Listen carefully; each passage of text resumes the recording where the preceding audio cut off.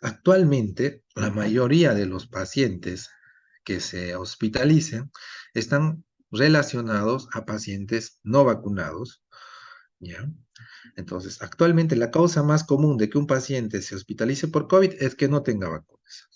Y de los pacientes que ingresan a unidad de cuidados intensivos, se ve que los pacientes no vacunados son el 30% de los casos frente al 16% de los pacientes con vacunas. Es decir, estar no vacunado es un factor de riesgo tanto para hospitalizarse como para requerir cuidados intensivos.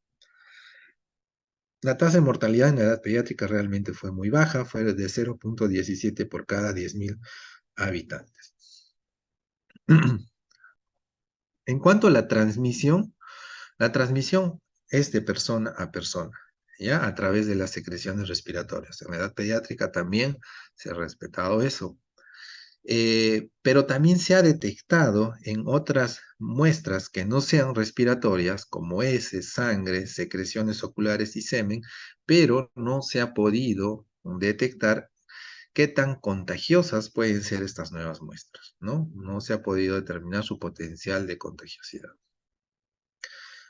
Eh, ¿Cuándo se contagia más?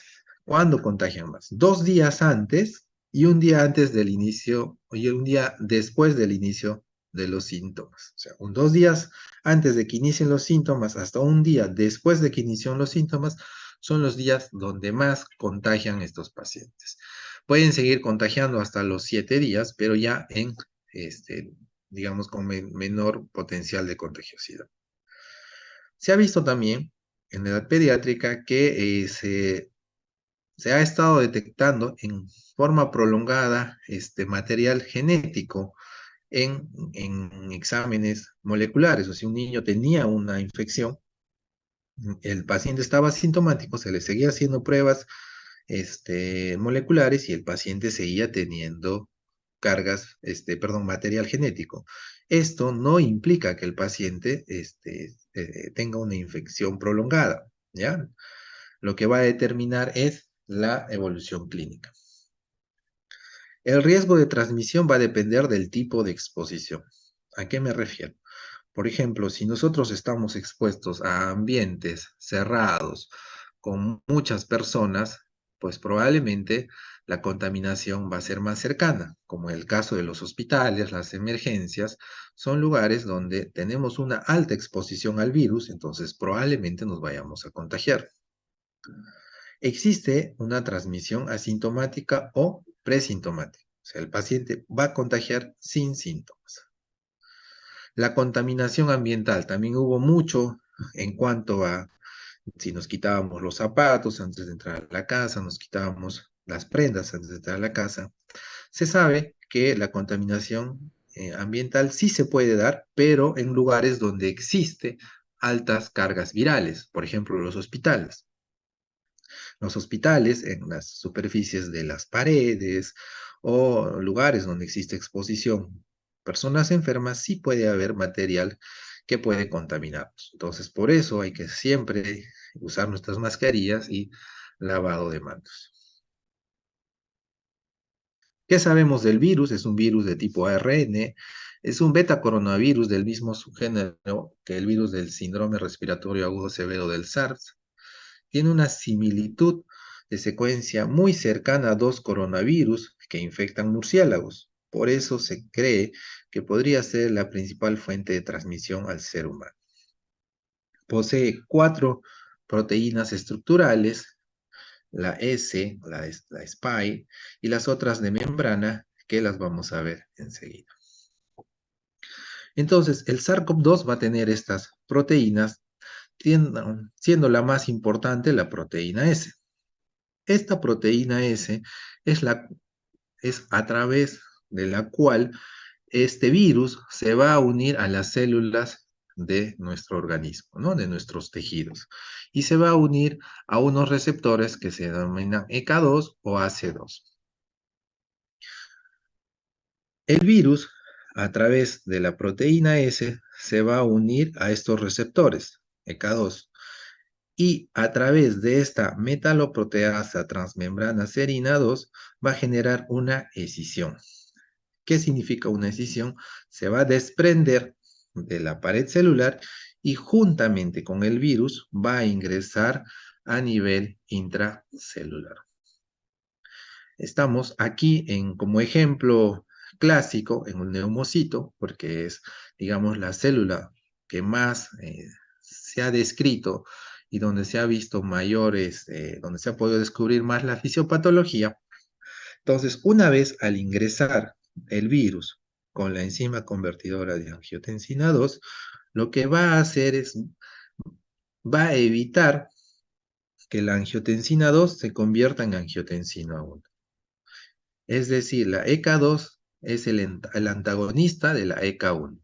Y al no poder convertirse la angiotensina 2 en angiotensina 1, va a generar vasoconstricción, fibrosis y hipertrofia en múltiples tejidos, a nivel de vasos, a nivel de tejido pulmonar, a nivel de miocardio, y esto va a generar las lesiones directas del virus a los diferentes tejidos. En cuanto a la clínica, el espectro clínico va a variar desde asintomáticos, que han sido la mayoría, hasta en algunos que van a ser con síntomas severos que pueden llegar a ser mortales. En los niños, el 66% han sido asintomáticos, 27% han tenido síntomas leves, el 5% han tenido eh, sin- eh, signos y síntomas moderados como neumonía, gastroenteritis, deshidratación, y solo un 2% han tenido ingresos a cuidados intensivos o han necesitado ventilación mecánica. Y entonces, ¿por qué en los niños no hubo la severidad que hubo en los adultos? ¿No? Se cree que existe una respuesta inmune menos intensa. ¿Por qué? Porque se cree que el endotelio de los adultos es un endotelio que ya ha sido, ya ha recibido múltiples noxas inflamatorias a través del tabaquismo, de la hipertensión, de la aterosclerosis, etcétera, numerosos factores que ha generado ya que este endotelio se encuentre predispuesto a procesos inflamatorios. Existe una interferencia viral. ¿Qué es una interferencia viral? Los niños normalmente están saliendo de un proceso viral y están entrando a otro. Probablemente en algún momento se están contagiando de otros coronavirus o de virus que puedan generar algún grado de anticuerpos parecidos o similares a los del COVID-19 y esto poder protegerlos de alguna manera. Y otra cosa importante es las diferencias de receptores ECA2 con respecto a los adultos. Los ECA2 generalmente son receptores que se encuentran en todo el organismo. Se encuentran en el riñón, hígado, vaso, cerebro, corazón, intestinos, en los pulmones, pero en los niños existen muy pocos receptores ECA2, ¿no? Los adultos tienen mucho más receptores ECA2 que los niños. ¿Cuáles son los factores de riesgo asociados directamente a la edad pediátrica? Los que están en negrito son los que se han relacionado directamente como factores de riesgo importantes. La obesidad, el asma u otras enfermedades pulmonares crónicas, la prematuridad y actualmente, en la etapa postvacunal, son los pacientes no vacunados. El paciente no vacunado es un factor de riesgo para enfermedad severa. Otra causa importante son los factores del virus, ¿ya?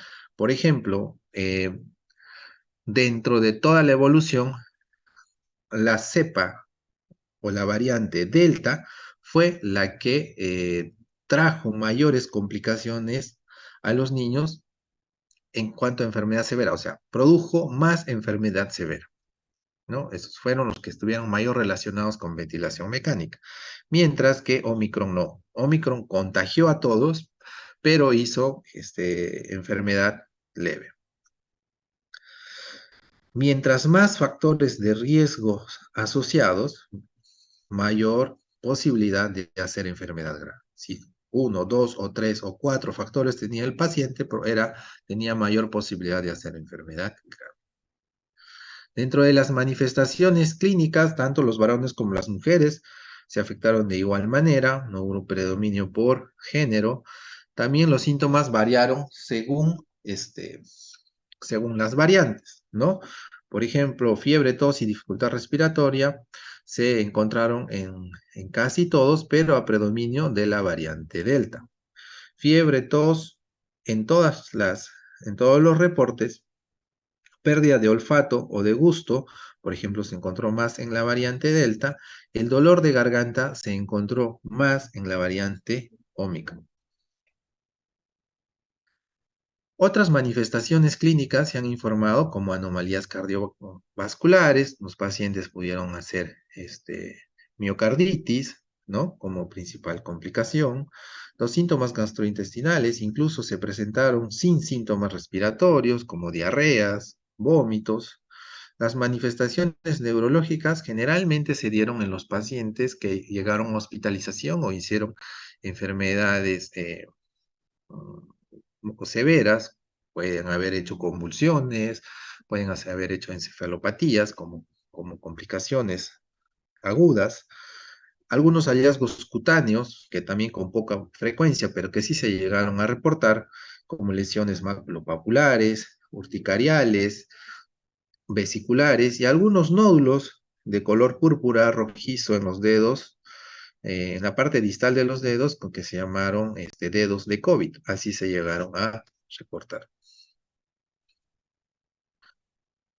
¿Cómo se podía definir una enfermedad grave en niños?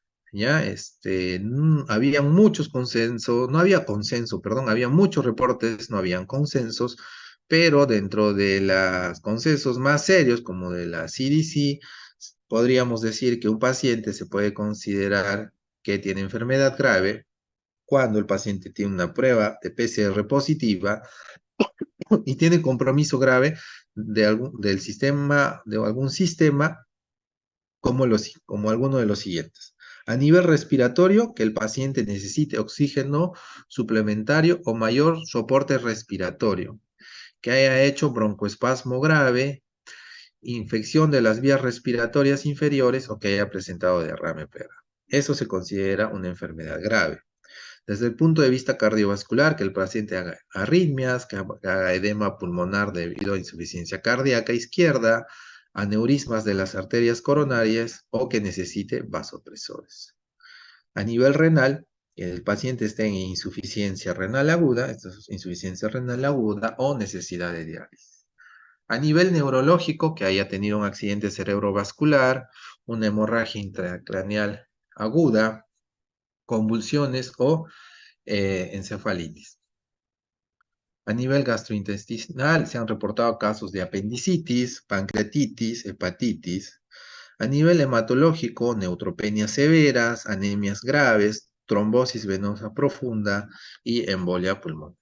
Bueno, esto es como la CDC califica una enfermedad grave por COVID-19. Dentro de las variantes más importantes, vamos a hablar de Delta y Omicron, es de los que más debemos hallar en la edad pediátrica. En la variante Omicron, como les decía, se caracterizó por tener mayor congestión nasal, cefalea, estornudos y dolor de garganta. En la variante Delta, que fue la anterior a la Omicron en severidad, estos pacientes llegaron a insuficiencia respiratoria con ventilación mecánica. En los niños pequeños, menores de 12 años, estas variantes se asociaron a dificultad para alimentarse, fiebre sin un origen evidente, intususcepción, bronquiolitis y periodos de hambre. En cuanto a reinfección, el riesgo de infección aumentó con la aparición de la variante Omicron y sus sublinajes, ¿no? Desde que apareció Omicron, se ha visto que existe mayor posibilidad de reinfecciones. Dentro de los exámenes de laboratorio, también no eran exámenes, de los exámenes de laboratorio de rutina, no había algo importante. Podíamos tener un hemograma, a veces normal, un 17% tenía algo de leucopenia, un 13% tenía algún grado de neutropenia, un tercio de los casos tenía la proteína C reactiva o procalcitonina elevados, podía haber TGO y TGP elevados en el 12% de los casos, el LDH aumentados o falla renal mucho más rara. Lo que sí debíamos de saber es que cuando teníamos pacientes y solicitamos marcadores de fase aguda y estos estaban elevados, como PCR, procalcitonina, ferritina, interleucina A o dímero D, estos marcadores nos hablaban de severidad. Cuando estos marcadores estaban elevados, podíamos ya pensar que estábamos frente a una enfermedad severa.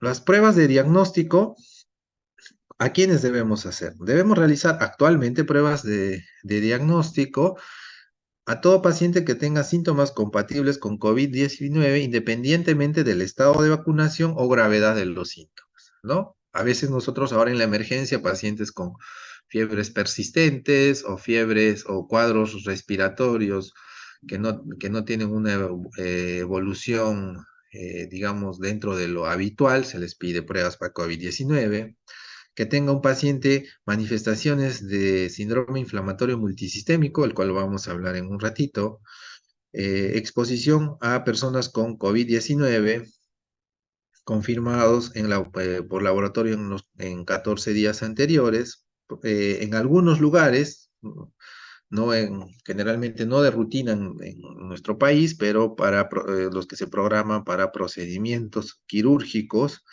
y en individuos asintomáticos se debe pedir con fines de evaluación de casos para ver cómo van nuestros brotes, ¿no? Más que todo para temas de salud pública, ¿no? Es importante siempre estar conociendo cómo van los nuevos serotipos, cómo van las nuevas infecciones para ver si estamos frente a un nuevo brote. Dentro de las pruebas de diagnóstico, las más conocidas, las pruebas moleculares, las de PCR, nos va a hablar de una infección actual, tiene una alta sensibilidad y especificidad en entornos ideales, es decir, el paciente colabore, es decir, que el que tome la muestra esté capacitado y pueda tomar una buena muestra, ¿no? El rendimiento clínico depende del tipo y de la calidad de la muestra y de la duración de la enfermedad en el momento de la prueba. Normalmente estas pruebas se pueden hacer en los primeros días de enfermedad y van a tener un alto rendimiento. Las pruebas serológicas, que fueron las primeras pruebas que compró el Estado, nos habla de diagnóstico de infección previa o infecciones posteriores. Van a dosar IgM e IgG. La sensibilidad y especificidad son muy variables. Va a depender del momento en el que uno tome la muestra, ¿ya? Los anticuerpos detectables suelen tardar varios días o semanas en desarrollarse. Por lo general, la IgG se desarrolla a los 14 días después de la aparición de los síntomas. Entonces, la IgG se va a aparecer a los 14 días después y la IgM recién va a empezar a aparecer o va a ser detectable a partir de los 7 días de enfermedad. La primera es una muestra del tracto respiratorio, ¿ya? Las de IG, las pruebas de anticuerpos es de sangre y las pruebas de antígeno, que también ahorita ustedes seguro en los hospitales escuchan las pruebas antigénicas, también es una muestra obtenida a través de hisopado nasofaríngeo. ¿De qué nos va a hablar? De infección actual. También tiene una buena sensibilidad, pero a partir de los 5 a 7 días después del inicio de los síntomas. Las imágenes, los hallazgos de imagen son variables y pueden estar presentes antes incluso de los síntomas. Las radiografías de tórax no son necesarias de rutina para el diagnóstico, solo las debemos solicitar cuando los hallazgos clínicos sugieran que haya compromiso de vías respiratorias, sospecho de una neumonía viral o otro tipo de neumonía, voy a solicitar una placa, ¿ya? En algunos estudios se obtuvo que el 6% de todos los pacientes están normales, algún patrón que se quiso relacionar A COVID fue el patrón de vidrio deslustrado o esmerilado, también se conoce, sobre todo en los adultos más que todo, pero en la edad pediátrica también se reportaron consolidados o infiltrados neumónicos en el 22%. No hubo hallazgos clínicos típicos como en algunas infecciones virales. Dentro de las variantes preocupantes, habíamos hablado de Omicron, como habíamos dicho, se asoció con un aumento en las infecciones regionales y se identificó rápidamente en muchos países. Fue la que mayor infectó a la edad pediátrica.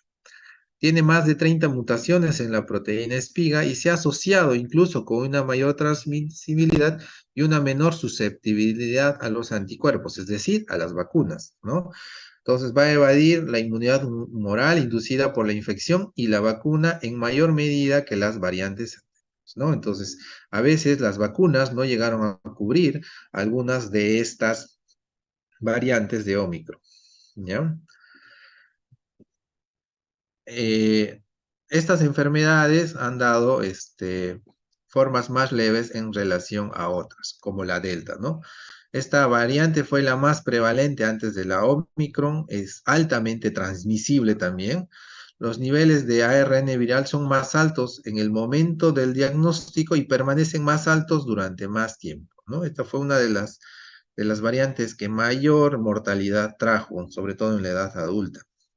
Está asociado con mayor riesgo de enfermedad grave y de hospitalización, y algunos estudios sugieren que la efectividad de la vacuna disminuye la infección sintomática, pero existe alta protección para enfermedad grave. Entonces, las vacunas nos protegían, no nos protegían de la infección, pero sí de la enfermedad grave. ¿Cómo vamos a tratar? ¿No? ¿Y a quiénes se debe tratar? ¿A quiénes debemos tratar en casa? ¿No? A todos niños con COVID-19 documentado, ya tenemos un diagnóstico serológico o molecular, y que tengan síntomas leves, deben tratarse en casa, ¿ya? Para iniciar tratamiento debemos clasificar enfermedad leve o moderada, ¿ya? Entonces, generalmente una enfermedad leve o moderada son aquellos que no requieren oxígeno. La enfermedad grave es aquel paciente que tiene nuevo requerimiento de oxígeno, ah, o que aumenta la necesidad de este requerimiento. Enfermedad crítica es aquel que tiene necesidad de nuevo requerimiento, o sea, va a aumentar la cantidad de oxígeno, o que está pasando a ventilación mecánica, invasiva o no invasiva, que está teniendo sepsis, falla multiorgánica o empeoramiento rápido de la trayectoria clínica. Enfermedad leve deben ser manejadas en casa con sintomáticos como paracetamol. Los corticoides no están indicados ya para el manejo de enfermedad leve, solamente en pacientes con enfermedad grave y bajo ensayos clínicos. Se ha hablado de un antiviral, como es el Remdesivir, ya todavía no está, tiene un grado de recomendación todavía 2C, y sobre todo los estudios se han hecho a nivel de adultos, ¿no? A nivel pediátrico todavía no existe una evidencia clara. En cuanto a anticuerpos monoclonales, todavía están en estudio, no hay ninguna indicación sobre este tipo de tratamiento. Hasta acá terminamos con la primera parte, que es infección por COVID-19, la fase aguda, los síntomas respiratorios agudos, ¿ya? Ahora vamos a hablar de una entidad que está muy relacionada a la edad pediátrica y que está producida por el COVID-19. Se llama síndrome inflamatorio multisistémico asociado a COVID-19.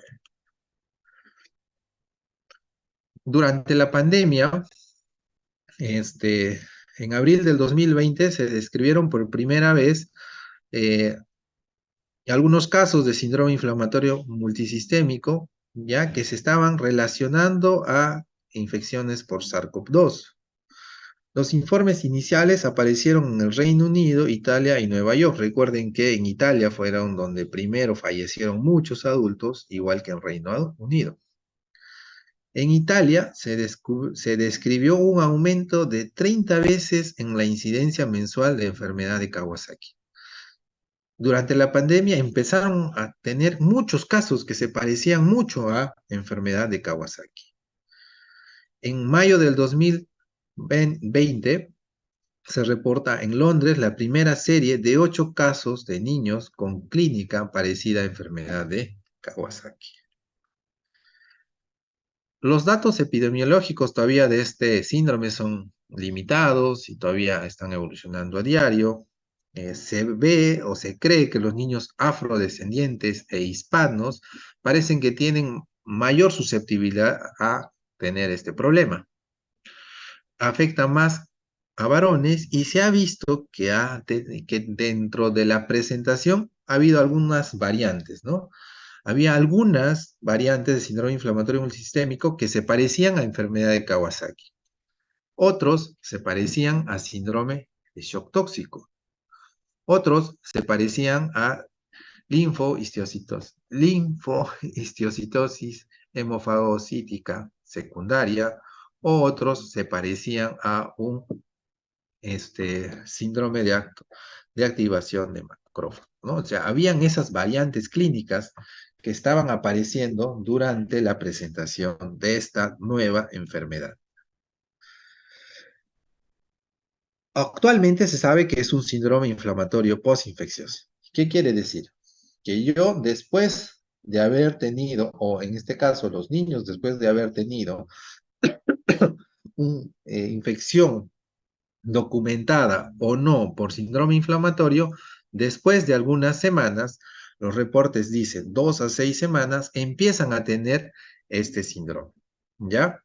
Existe una clara asociación con COVID-19. Estos son los primeros reportes que, por ejemplo, en la semana 12 fue el pico de diagnóstico de enfermedad por COVID-19 y 6 semanas después hubo el pico de casos por síndrome inflamatorio. Entonces, se caracteriza, ¿por qué? Porque va a haber una disregulación inmunológica. El mismo sistema inmunológico va a generar una gran respuesta inflamatoria 2 a 6 semanas posterior a la infección por COVID-19. En estos pacientes no se ha evidenciado replicación viral, es decir, no se ha encontrado al virus, pero sí se ha visto la presencia de anticuerpos de tipo IgG, o sea, de enfermedad pasada. ¿Existe alguna asociación genética? Parece que los hispanos y los afroamericanos tenemos mayor predisposición a hacer este síndrome.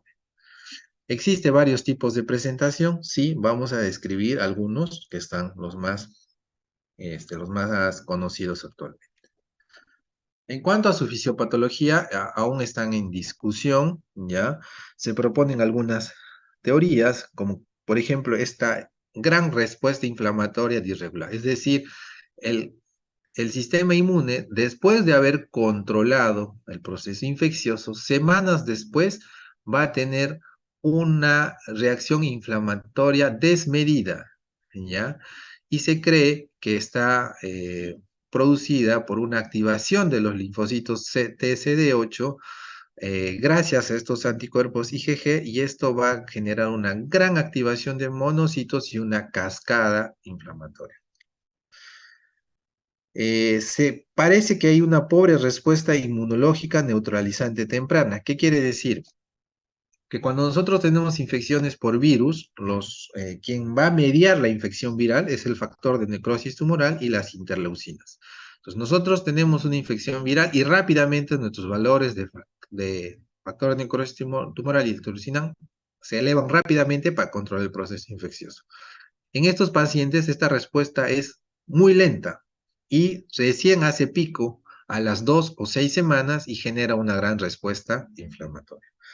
La predisposición genética, como habíamos dicho, y también hay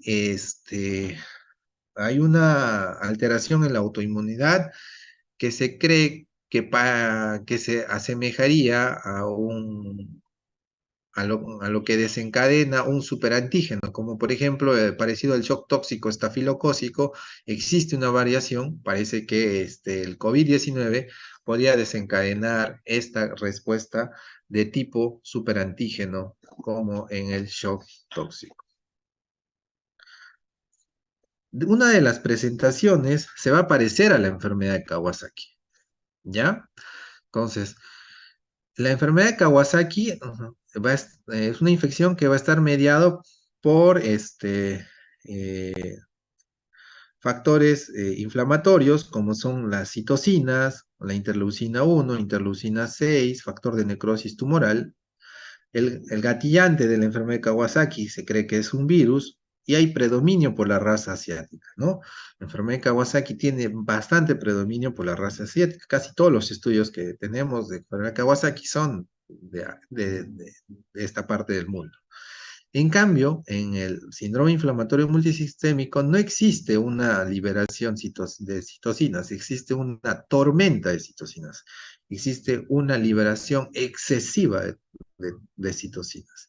El gatillante se sabe que es el COVID-19 y bueno, parece que nosotros como latinos estamos con mayor predisposición. ¿Cómo vamos a poder diferenciar? Clínicamente se parecen, ¿ya? Pero vamos a tener algunas diferencias. Por ejemplo, la edad de presentación en la enfermedad de Kawasaki siempre van a ser niños pequeños, ¿no? En cambio, el síndrome inflamatorio multisistémico son niños un poco más grandes, ¿ya? Los síntomas gastrointestinales, si ustedes cuando han hecho sin enfermedad de Kawasaki, se han dado cuenta que dentro de los criterios no hay síntomas gastrointestinales, no hay dolor abdominal, no hay vómitos, no hay diarrea. En cambio, en el síndrome inflamatorio sí hay, ¿ya? La disfunción cardíaca es frecuente en el síndrome inflamatorio, es decir, va a haber una falla de bomba, ¿no? Va a haber una falla cardíaca. En cambio, en la enfermedad de Kawasaki, lo que más van a encontrar son aneurismas de las coronares, ¿ya? Eh, Marcadores de falla hepática van a estar más frecuentes en el síndrome inflamatorio multisistémico. Y acá, en reactantes de fase aguda. Normalmente, la enfermedad de Kawasaki genera un PCR aumentado, ¿ya? Pero en el síndrome inflamatorio está exageradamente aumentado. La ferritina no se aumenta mucho en la enfermedad de Kawasaki. Acá sí está aumentado. El dímero D y también va a haber trastornos o va a haber una coagulopatía, ¿no? Va a tener tendencia a la coagulación.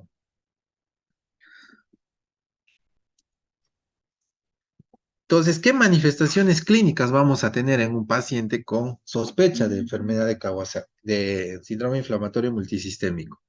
Primero, una fiebre que dura más de 4 a 6 días, ¿ya? Los síntomas gastrointestinales vamos a encontrar en el 60 al 100% de los casos.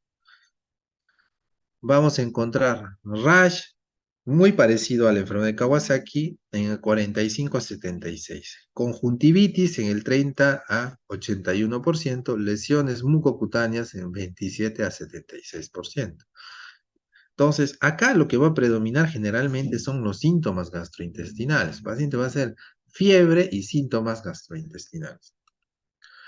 Acá vamos a ver un estudio, un reporte de casos donde en los niños pequeños generalmente se parecían mucho a una enfermedad de Kawasaki. Mientras más grandes eran, se parecían más a un síndrome de shock tóxico de shock cardiogénico por falla cardíaca, ¿ya? Mientras más pequeños eran, se parecían más a una enfermedad de Kawasaki y mientras más grandes eran, hacían fallas cardíacas. Pero el trastorno gastrointestinal sí era predominante en todas las edades. Entonces, ¿cómo yo voy a definir un caso de síndrome inflamatorio multisistémico? La Organización Mundial de la Salud nos ha dado la definición de criterios, a través de criterios. Primero, la edad de 0 a 19 años. La fiebre debe durar más de 3 días. En Kawasaki recuerden que era 5 días. Acá es 3 días. 3. Signos clínicos de afectación multisistémica. al menos dos de los siguientes. Tiene que haber dos de los siguientes. Exantema, conjuntivitis bilateral no purulenta o signos de inflamación mucocutánea, como en Kawasaki, ¿no? Labios edematizados, agrietados, ¿no? Lengua en fresa, manos y pies edematosos, hipotensión o shock, disfunción cardíaca, pericarditis, valvulitis o anomalías de las coronarias, ¿no? Entonces, esas anomalías de las coronarias pueden ser dilataciones o aneurismas. Evidencia de coagulopatía, TP y TTPA prolongados, dímero D elevados. Síntomas gastrointestinales como diarrea, vómitos o dolor abdominal. En cuanto a marcadores de inflamación, vamos a ver marcadores de inflamación elevados como BCG, PCR, ferritina o procalcitonina elevados. No debemos tener otra causa microbiana obvia de inflamación, incluida sepsis bacteriana y los síndromes de shock tóxico, estafilocócico o estreptocócico. En los niños grandes, el diagnóstico diferencial más importante es el shock tóxico, estafilocócico o estreptocócico. Se parece mucho. Debemos tener evidencia de infección por coronavirus. ¿A través de qué? A través de una prueba de PCR positivo, a través de una serología positiva, es decir, puede ser IgG positivo, por ejemplo, una prueba de antígeno positivo o contacto con una persona con COVID-19, ¿no? Si en la familia han estado con COVID-19, pues no es necesario que el niño tenga una prueba, si ya que en la casa han estado enfermos con coronavirus, ¿no? Pero recuerden que siempre va a ser 2 a 6 semanas después de que el paciente haya tenido la fase aguda.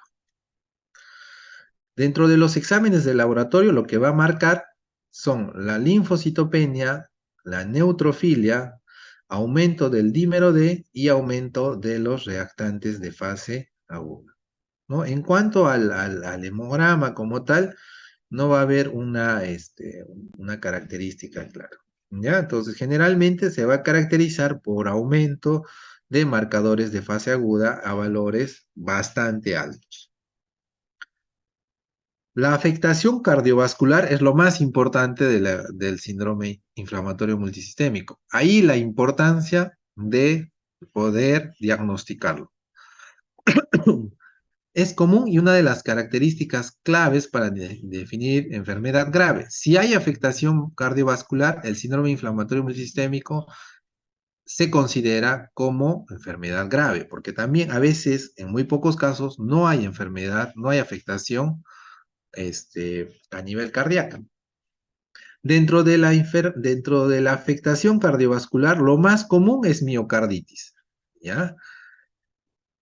Eh, Vamos a encontrar marcadores de falla, de insuficiencia cardíaca o de falla cardíaca como troponina, proBNP elevados, ¿ya? Otros hallazgos menos frecuentes son la pericarditis, los aneurismas de las arterias coronarias, ¿no? Esto es característica, por ejemplo, de la enfermedad de Kawasaki, ¿no? Acá no es la característica. Acá generalmente la afectación es a nivel de miocardio, no es a nivel de vasos. El paciente tiene una falla de bomba, ¿ya? Y nosotros debemos realizar ecocardiograma a todos los pacientes con síndrome inflamatorio multisistémico. A todos se les debe hacer ecocardio. ¿Cómo los tratamos? ¿Ya? El paciente tiene shock o tiene fallas de órganos. Si la respuesta es sí, la primera línea de tratamiento es inmunoglobulina humana a 2 gramos por kilos más metilprednisolona 1 a 2 miligramos por kilo por día. Si no va bien el tratamiento, ¿ya? Podemos reiniciar metilprednisolona a dosis altas de 20 a 30 miligramos por día, ¿ya? O altas dosis de anakinra, ¿ya? La anakinra es un inmunomodulador que no lo tenemos a disposición Aquí, entonces nosotros cuando tenemos o cuando hemos tenido fallas con la primera línea, lo que hemos hecho es pulsos de metilprednisolona. Si el paciente no está chocado, ya la primera línea de tratamiento es inmunoglobulina humana a 2 gramos por kilo, y si es refractario a tratamiento, se le da metilprednisolona, pero ya no en bolos, sino a dosis baja, 1 a 2 miligramos por kilo por día, ¿ya? O también se le puede dar a altas dosis de anakinra. Eso sería todo. ¿Alguna duda, pregunta?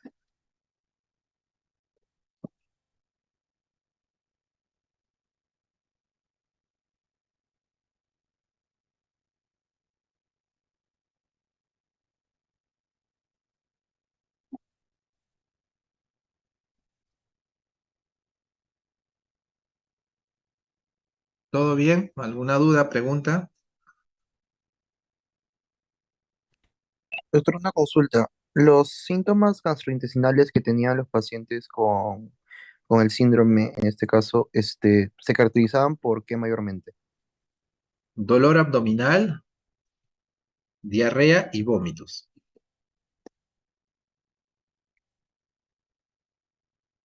Está bien, doctor, gracias. Pero una pregunta, buenas tardes. Entonces, digamos, en los casos no graves, leves del síndrome inflamatorio multisistémico, más que nada son los gastrointestinales y ya si es, digamos, una miocarditis, ya nos está refiriendo a algo grave, ¿verdad? Y es que hay falla cardíaca, es enfermedad grave. Si hay daño a nivel cardíaco, es enfermedad grave. Gracias, doctor. Muy bien. Si no hay más preguntas, COVID-19 probablemente ya es parte de nuestra vida diaria. Va a ser igual que influenza, una causa de infecciones respiratorias comunes, pero siempre hay que tener en cuenta algunas de sus características, algunas características de su fisiopatología y sobre todo este síndrome que sobre todo afecta a la edad pediátrica, que si no lo detectas tempranamente o no lo tratas tempranamente, el paciente puede hacer una falla cardíaca. No es como el enfermedad de Kawasaki, que el paciente, si no lo diagnosticas, hace el aneurisma y puede pasar y recuperarse y en los años hacer muerte súbita, ¿no? En cambio, estos pacientes no. La muerte que se ha visto es en la parte aguda de la enfermedad. Hacen falla cardíaca durante la instalación del síndrome.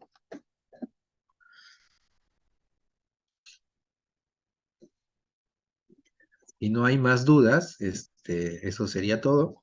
Mañana nos vemos, mañana vamos a hablar de tifoidea y brucela. ¿Ya? Doctor, disculpe, una consulta más. Mencionó, me parece que en las pruebas rápidas se detectaba la IgG y la IgM. Ajá. Esas son las pruebas Eh, serológicas. sí, ¿en qué días se detecta cada una? La IgM a partir del séptimo día y la IgG a partir de los 14 días.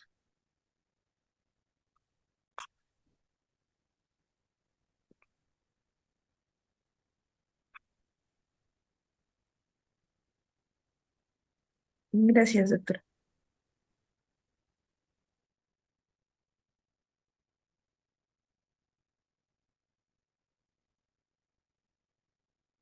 Muy bien, muchas gracias con todos. Nos vemos mañana. Cualquier duda, mañana me comentan. Listo, gracias. Hasta luego. Gracias, doctor. Buenas tardes. Buenas tardes. Gracias.